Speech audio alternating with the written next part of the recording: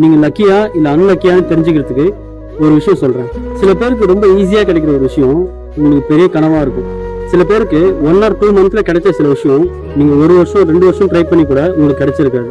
ஏதாச்சும் ஒரு டிசப்பாயின்மெண்ட், ஒரு பெயின் உங்களுக்கு இருந்துட்டே இருக்கும். மொத்தத்துல சொல்லணும்னா நீங்க ஆசைப்பட்ட எதுவுமே உங்களுக்கு கிடைச்சிருக்காது.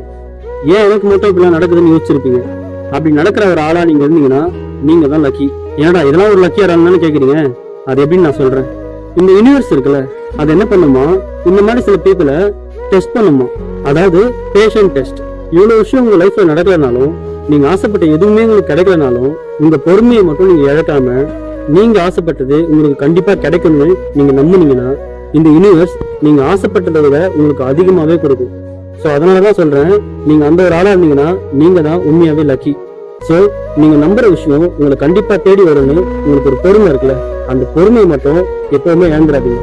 உங்களோட அந்த பேஷண்ட் தான் நீங்க நினைச்ச விஷயத்த உங்ககிட்ட கொண்டு வரும்.